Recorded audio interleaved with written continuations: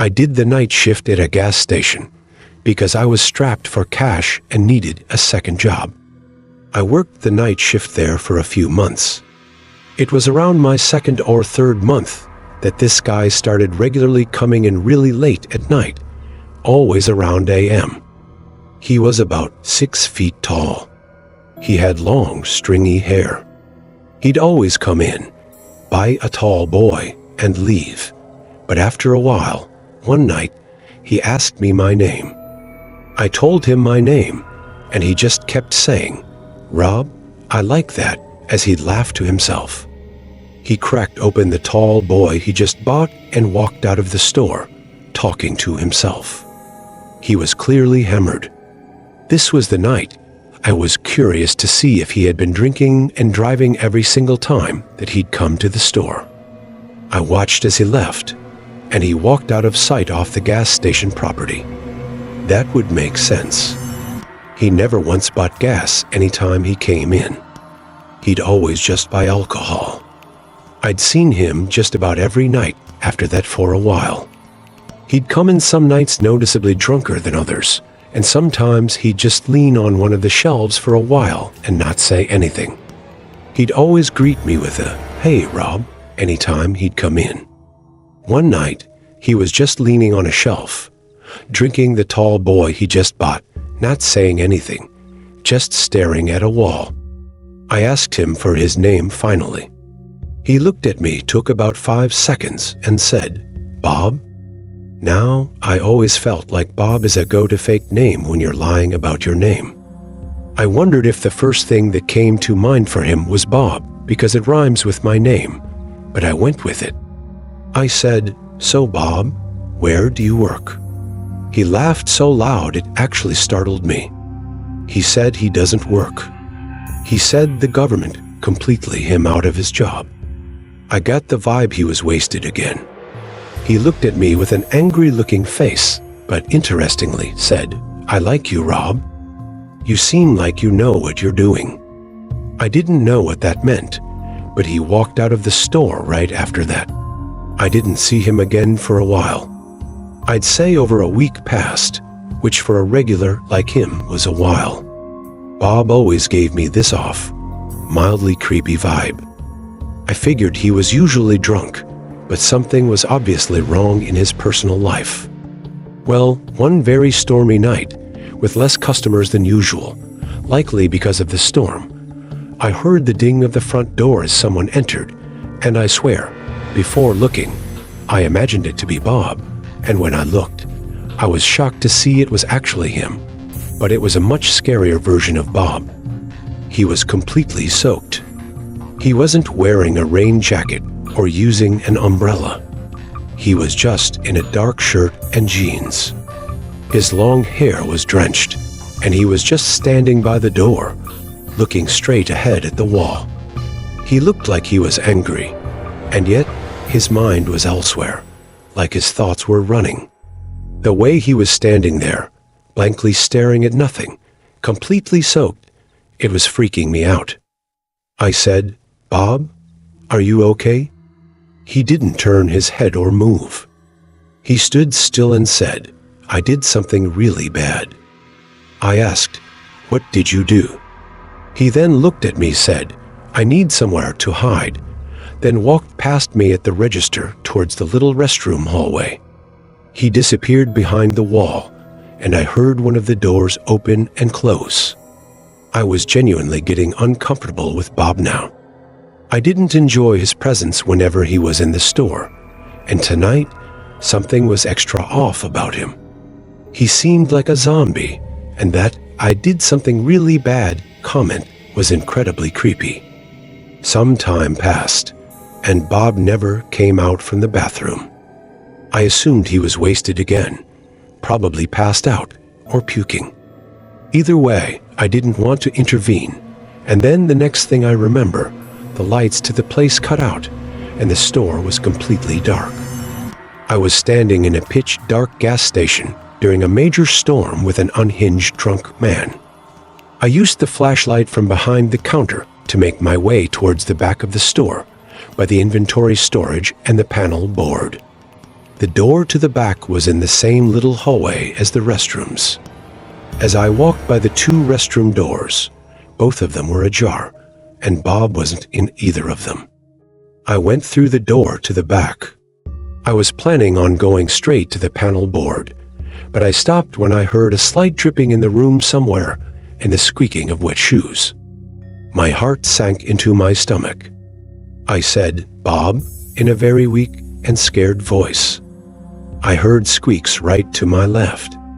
When I pointed my flashlight in that corner, there was Bob with his eyes opened wide, and he lunged at me and started screaming, "I'm gonna kill you."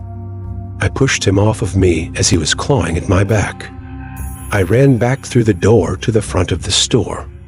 He didn't follow me. I grabbed my rain jacket and ran straight to my car.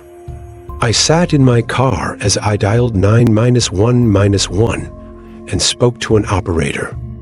I stayed on the line with her, and it didn't take long for a couple police officers to arrive and go inside with me. Bob was still hiding in the back room, huddled in a corner, apparently like some rabid creature. Pupils were huge. I only noticed it then. He was on something. They took him to the station after I told them that he lunged at me, threatened to kill me, and stated that he did something really bad earlier. I found out over a month later that this Bob guy's real name was Martin. He had brutally beaten his ex-wife to death. It might have happened on that same night that he came into the gas station. Long story short, I never wanted to work another night shift at any job ever again after this night. I've done a lot of night driving in my life, not for work or anything. My old friend group and I would always just stay out till crazy hours when we were in our late teens and early 20s. I guess you could say we were the losers. We thought staying out till a.m. every weekend, hanging at parks or in parking lots, was cool. Looking back, it was a stupid waste of time, but basically, for that reason, I've done my fair share of driving at off hours in the night, and usually, that's when the drunkos and crazy people are on the roads. It was a weekend night. It had to be approaching 4 in the morning. I wanted to go home. I drove one of my friends home from the park we were hanging out at, and before driving myself home, I had to stop for gas. I used to like getting gas at night because there would be no other cars in the way. I pulled into one of my usual gas stations, not far from my parents' house. As I was walking to the building to pay, there was a short guy wearing a hood walking past me. He stopped in his tracks and stared me down as I walked past. I said, "What?" as I kept walking. He said nothing, so I kept walking. Typical crackhead. I went inside the building to pay the attendant for my gas. I also bought a lottery ticket while I was there. I came back outside and started to fill up. I looked around, and as expected, it was a ghost town at this hour. Once done, I got back in the car and started driving home. Halfway home, I heard something behind me in the car. I looked in the rearview mirror, and there was someone in the rear seat looking back at me. I let out a scream so loud, I probably almost collapsed my lungs. I slammed on the brakes and screamed, "Get out!" It was the dude from the gas station. I opened my doors and started screaming, "Help!" knowing at least a couple people would come out from their houses. Sure enough, a couple houses' porch lights turned on, and I saw some doors opening. The guy got out of my car and said, "I could have slit your throat," as some people came out of their houses. He started to run away down the street. I didn't chase after him. A couple people came over to me and asked if I was all right, and I told them how a stranger was in my back seat. By now, the guy was out of sight. I wasn't about to start driving around after a crackhead.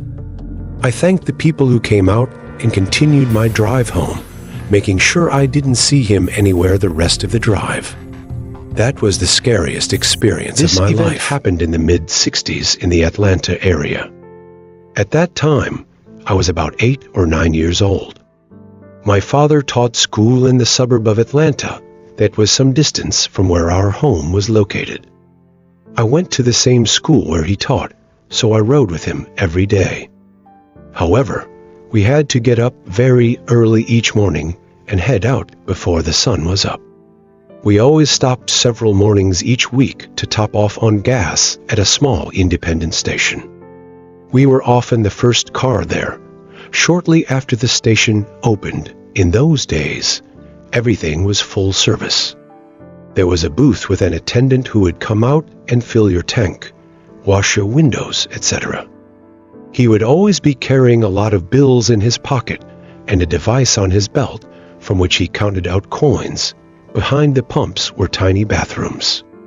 I would often use the bathroom on mornings that we stopped there, as it was a fairly long drive. One morning, we again arrived before dawn to find the station completely deserted. It was totally quiet, other than the traffic sounds going by. There was no sign of an attendant, either in the booth or anywhere else around the station.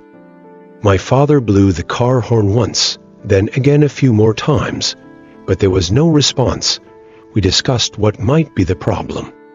My father first suggested that perhaps the attendant might be in the bathroom, but when he still did not appear. My father said that maybe the attendant had experienced car trouble and had not been able to make it to work on time. We continued to wait for several minutes. No other cars pulled in. I told my father I needed to use the bathroom and put my hand on the car door handle to get out. But he told me that we could not wait any longer and I could use the bathroom at the next station we came to, so we left, still wondering what happened. A day or two later, my father was reading the local newspaper when I heard a loud exclamation from him. He excitedly told my mother and me about a small article which stated that the body of a gas station attendant had been discovered with multiple stabs stuffed into the men's bathroom of the station. It was the station we always went to. The article said the motive appeared to be robbery, as all cash and coins were missing. Early in the morning, the total amount of money was probably not a lot. The article gave no hint as to what amount was taken, but either way, that didn't stop the killer. I've often wondered how I would have been affected at that young age if I had insisted on going to the bathroom at that station and had opened the door to discover the body of the murdered attendant. We never went to that gas station again. This took place when I was 25. I was driving from North to South Texas, and due to my work schedule, I could only do this late at night. I was on Route 281 for much of the drive, and at these late hours, it was an easy straight drive. I just had to keep myself awake. I was already kind of shot from work, and then getting on the road right after, it was brutal. I had to keep making stops for coffee at random gas stations, just to keep myself going. I think it was my third time starting to feel a little sleepy. And on top of that, I needed to fill up my tank as well. I pulled into the first gas station I could find on the desolate side roads. I can't remember what kind of gas station it was. Maybe a Sunoco or Shell. There was one other car in the parking lot. I parked next to one of the pumps and went inside. There were two people in the shop, the cashier, and then I noticed another guy pacing down the aisles. I went to the coffee maker and poured myself a cup. The guy who was pacing around came up to me and said, "Careful, it's hot," and then he left. It was a piss-poor, creepy, unnecessary attempt at starting a conversation that I didn't bite at. I was not in the mood. I didn't reply, and I took the coffee to the cashier, where I paid for it as well as for the gas. The guy came up behind me while I was paying and said, "I really like that top." I said, "Thank you," just loud enough for him to hear. He followed it up with, "Where are you heading off to so late at night?" I was so annoyed by this point, I firmly asked him to leave me alone. The cashier was some 40-something-year-old Hispanic man. I wasn't sure how much English he understood, or if he was even reading the situation that was happening in front of him. But he was also a smaller, shorter man, and it was doubtful he was going to step in at all. The man behind me said, "Calm down," after I asked him to leave me alone. I left the shop without saying another word and went to my car. I heard the door open again a few seconds after I left the shop. I was next to my car now, preparing to fill up the tank. The gas started pumping into my car. I heard his footsteps on the concrete over on the other side of the pumps, and they stopped. The footsteps stopped. I glanced over, and I noticed him creepily standing on the other side of the pump I was using. He was quite literally just standing there, watching me. He wasn't filling up gas. There wasn't even a car there. I started considering grabbing my pepper spray from my center console. The guy said, "Are you alone?" When he asked that, the gravity of the situation escalated greatly. I replied, "No, my boyfriend is in the car." I opened the door and quickly grabbed the pepper spray from the center console. I grabbed it and held it at my side, pretending to still be focused on pumping the gas. The man was inching his way around the gas pump, like he was coming around to my side. He said, "I don't see anyone in the car." I pulled out the pepper spray and aimed it up at the man, and he laughed and backed away. He said he was just trying to make conversation. He was walking backwards with his focus locked onto me. Still just about done pumping gas, then I felt and heard a clang. The gas stopped pumping. My tank was full. I had, like, $6 worth of change I had to go back inside to get. The man was in between the shop and me. I had to make a choice. I made the decision to get my change. I had my arm up in the air, still pointing the pepper spray can at him. He continued to back away, chuckling. When it was safe, I turned my back to him and entered the shop and asked the cashier for change. I told the cashier that that man was making me really uncomfortable, but it seemed like he didn't really understand what I was saying. Once I got my change, I looked out the glass door into the parking lot before leaving. I didn't see that man out there. I was scared to go out there. Like, what if he was hiding somewhere? I stepped outside in front of the shop. I didn't leave that little sidewalk. I just stayed there, looking around. That man was gone, out of sight, which meant he was absolutely hiding. Eventually, a pickup truck pulled into the parking lot and pulled next to one of the pumps.